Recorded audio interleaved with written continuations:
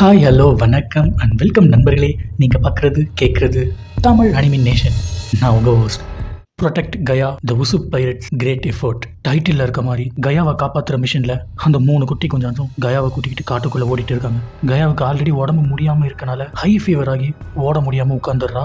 இந்த பக்கம் லூஃபி கூரோவை அடித்து அவனோட ஒரு கையில் இருந்த கேட்லாஸ் ஸ்குவாடை உடச்சிடான். இன்னும் ஒரு கையில் மட்டும்தான் அந்த ஸ்குவாட் இருக்குது. ஸோ ஈஸியாக கூரோவை டிஃபீட் பண்ணிடலாம் அப்படின்னு லூஃபி நினச்சிட்டு இருக்கான். இந்த ஃபைட்டில் கூரோவோட கேரக்டரை அண்ட் அவனோட குரூவை அவன் எப்படி பார்க்குறான் அப்படின்றத பற்றி டிஸ்கஸ் பண்ணியிருப்பார் ஓட. அதாவது கூரோ இந்த பிளானை போடும்போதே ரொம்ப தெளிவாக அவனை பற்றி தெரிஞ்ச எல்லாரையும் கொண்டுடணும்னு முடிவு பண்ணி பிளான் பண்ணியிருக்கான், இன்க்ளூடிங் ஜாங்கோ. அவன் சொல்கிறான் அவனை ஃபாலோ பண்ணுற அவனோட குரூவில் இருக்கவங்க எல்லாரும் செஸ் போர்டில் இருக்க அந்த சிப்பாய்கள் மாதிரி தான், எனக்கு எப்போல்லாம் தேவைப்படுதோ அப்போல்லாம் நான் வெட்டு கொடுத்துருவேன் அப்படின்னு சொல்லிட்டு. இதை கேட்ட லூஃபி செம்ம கடுப்பாகிறான். ரொம்ப கேவலமானவன் குரோ, உன்னை கேப்டனாக நினச்சி ஃபாலோ பண்ணுறவங்கள நீ இந்த அளவுக்கு மோசமாக நடத்தக்கூடாது. உனக்கு எத்தனாயிரம் ஃபாலோவர்ஸ் இருந்தாலும் உன்னை விட உசப் பைரட்ஸ் ரொம்ப உயர்ந்தவங்க அப்படின்னு சொல்கிறான். அதாவது அந்த உசப் பைரட்ஸ்ன்றது அந்த 3 குட்டி குஞ்சான்ஸ் தான். இல்லை அந்த 3 குட்டி குஞ்சான்ஸும் அவங்க உயிருக்கு ஆபத்துன்னு தெரிஞ்சும் கயாவை காப்பாற்ற ட்ரை பண்ணுறாங்க. ஆனால் இங்கே கூரோ அவனோட குரூவில் இருக்கவங்கள கொல்ல பார்க்குறான். லூஃபி இதை சொன்னதும் கூரோ சமகாண்டா வரான். அவனோட அந்த புசி கேட் டெக்னிக்னு சொல்லிட்டு ஒன்று யூஸ் பண்ணால மறையிறது. ஸோ எங்க இருக்கனே தெரியாம அட்டாக் பண்றது. அந்த டெக்னிக்கை யூஸ் பண்ணி மறைஞ்சு அட்டாக் பண்ண வரான். ஆனா லூஃபி அவனை ஈஸியா கண்டுபிடிச்சிடறான். எப்படி லூஃபியால அதை சென்ஸ் பண்ண முடிஞ்சதுன்னு எனக்கு தெரியல. கண்டுபிடிச்சு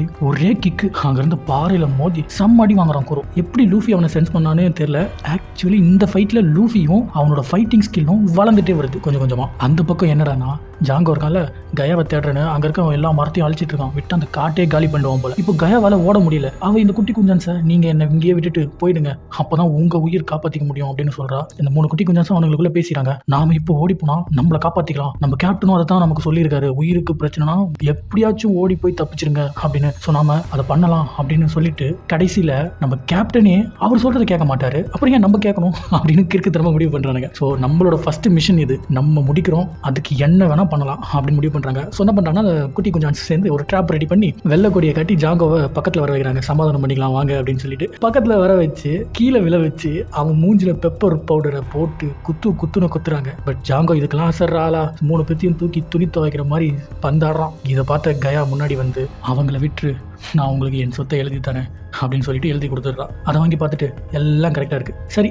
இப்போ அவளை கொண்டுடலாம் அப்படின்னு சொல்லிட்டு கயாவை தூக்கி மரத்தில் லாக் பண்ணுறான். சரி ஒரு விஷயத்த மறந்துட்டோம், கயாவை காப்பாற்ற போறேன்னு சொல்லிட்டு உசாப்பை தோல்ல தூக்கி போட்டு வந்த ஜோரோ எங்கன்னு பார்த்தா இந்த எபிசோட் ஃபுல்லாக அவங்க ஓடி வந்துட்டு இருக்காங்க. இன்னும் வரல. நம்ம ரொரோனோவா ஜோரோ இருக்கான்ல, அவனுக்கு டைரெக்ஷனில் ப்ராப்ளம் இருக்குது. அவனால் ரூட்டை கண்டுபிடிச்சி ஒரு இடத்துக்கு போக முடியாது. இதில் சோகம் என்னன்னா உசாப்பு கூட இருந்தும் ஈஸ்ட் பக்கம் போகிறான்னா அவன் வெஸ்ட் பக்கம் போகிறான். ஏன்னா அவனுக்கு ஈஸ்ட் எந்த பக்கம்னே தெரியாது.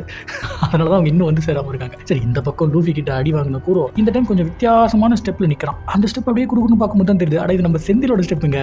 அவா அதுக்கு ஒரு ஸ்டெப் போடுவார்ல, தூக்கில் தூக்குற மாதிரி தலையை தொங்க விட்டு கையை விட்டு, அதே ஸ்டெப்பில் வந்து கூரோ நின்றுட்டு இருக்கான். இதை பார்த்து அவன் குரூவில் இருந்தவங்களுக்குலாம் வந்து சரியான பயம். ஐயோ அம்மம்மானு அலறானுங்க. லூஃபிக்கு ஒன்றும் புரியல, என்னன்னு முழிக்கிறான். இந்த ஸ்டாண்ட்ஸ்ல அவன் இருந்து அட்டாக் பண்ணானா அங்க இருக்க எல்லாருக்கும் பிரச்சனை அப்படின்னு சொல்லிட்டு அங்க இருந்து எல்லாரையும் வந்து பயப்படுறாங்க. எல்லாரையும் கொண்டுடுவான். ஆல்ரெடி அந்த குரூப்ல இருக்க எல்லாரையும் கொல்ற பிளான்ல தான் வேற கூரோ இருக்கான். ஸோ இந்த ஸ்டாண்ட்ஸ்ல இருக்கிறத பார்த்தோன்னே அவனோட குரூப்ல இருக்கிறவங்களுக்கு பயம் வந்துருச்சு. ஏன்னா அவங்களுக்கு ஆல்ரெடி இதுல எக்ஸ்பீரியன்ஸ் இருக்கு போல அவரோட இந்த அட்டாக்கை பத்தி. ஏன்னா அவனோட குரூ தானே, அவனோட கேப்டனுக்கு என்ன பவர் அவங்களுக்கு தெரியாதா. Out of the pack attack அப்படின்னு கூரோ கத்துறான். டக்குன்னு காணாம போயிடறான். லூஃபி அப்படியே ஷார்ப்பா பாக்குறான் என்ன நடக்குது அப்படின்னு சொல்லிட்டு. அந்த ஸ்லாப்போட சைட்ல எல்லாம் திடீர்னு கத்தியில வெட்டுற அந்த ஒரு அட்டாக் நடக்குது. பட் கூரோவை கண்ணுக்கு தெரியல. அந்த குரூப்ல இருக்கவங்கலாம் பேசிட்டு இருக்கும்போதே வெட்டுப்பட்டு சாவுறாங்க. ரத்தம் பிச்சுக்கிட்டு அடிக்குது ஒவ்வொருத்தனுக்கும். லூஃபியோட கையில வெட்டு விழுது, திடீர்னு கண்ணத்துல வெட்டு விழுது, அவன் தலையில இருக்க முடி கட்டாய் கீழே விழுது. ஆனா கூரோவை அவனால பார்க்க முடியல. இப்போ லூஃபி நல்லா நோட் பண்றான், அங்க குரூப்ல இன்னும் கொஞ்சம் பேர் வெட்டு வாங்கி விழுகிறாங்க. அப்ப லூஃபி